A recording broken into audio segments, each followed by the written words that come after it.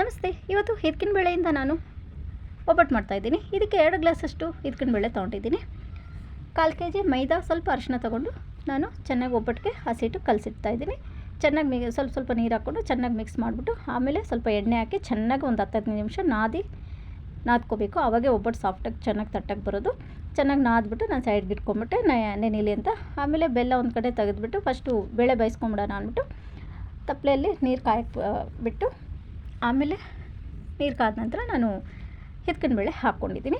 ಇದು ಒಂದು 7-8 ನಿಮಿಷ ಬೇಯಿಸ್ಕೊಂಡ್ರೆ ಸಾಕು. ತುಂಬಾ ಸಾಫ್ಟ್ ಆಗೋದು ಬೇಡ, ಯಾಕಂದರೆ ಆಮೇಲೆ ಒಬ್ಬಟ್ಟು ತಟ್ಟಕ್ಕೆ ಬರೋದಿಲ್ಲ. ಅದರಿಂದ ನಾನು ಒಂದು 7-8 ನಿಮಿಷ ನೋಡಿಕೊಂಡು ಚೆನ್ನಾಗಿ ಬೆಂದಿತ್ತು ತೆಗೆದುಬಿಟ್ಟು ಇಳಿಸ್ಕೊಂಡು ನೀರೆಲ್ಲ ತೆಗೆದುಬಿಟ್ಟು ಸೈಡ್ಗೆ ಇಟ್ಕೊಂಡೆ. ಸರಿ, ಮತ್ತೆ ಅದೇ ತಪ್ಪಲೆಯಲ್ಲಿ ನಾನು ಬೆಲ್ಲ ಚೆನ್ನಾಗಿ ಕುಟ್ಬಿಟ್ಟು ತೊಗೊಂಡಿದ್ದೀನಿ.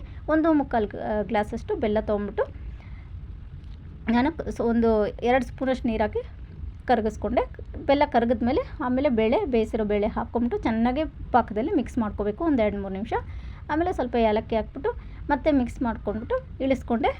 ಪಾಕ ರೆಡಿ ಆಯಿತು, ಬೇಳೆ ಪಾಕ. ಇದು ತಣ್ಣಗಾದ್ಮೇಲೆ ಮಿಕ್ಸಿಗೆ ಹಾಕ್ಕೊಬೇಕು. ಮಿಕ್ಸಿಗೆ ಹಾಕಿ ಚೆನ್ನಾಗಿ ನೈಸಾಗಿ ರುಬ್ಬಿಟ್ಟು ತೊಗೊಳ್ಬೇಕು ನಾವು. ಆಮೇಲೆ ನನಗೆ ಮೈದಾ ಚೆನ್ನಾಗಿ ನೆಂದಿತ್ತು. ಸರಿ, ಒಬ್ಬಟ್ಟು ಒಂದೊಂದು ತಟ್ಕೊಂಬಿಟ್ಟೆ. ತುಂಬ ಸಾಫ್ಟಾಗಿ ತುಂಬ ಚೆನ್ನಾಗಿ ಬಂದಿತ್ತು. ಅಮ್ಮನಿಗೆ ಫಸ್ಟು ತಟ್ಬಿಟ್ಟು ಒಂದು ಕೊಟ್ಟೆ, ತಿಂದು ನೋಡಮ್ಮ ಹೇಗಿದೆ ಅಂತ. ತುಂಬಾ ಚೆನ್ನಾಗಿದೆ, ತುಂಬ ಚೆನ್ನಾಗಿ ಮಾಡಿದ್ದೀಯಾ ಅಂತ ಹೇಳಿದ್ರು.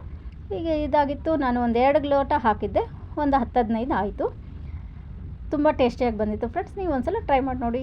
Thank you for watching.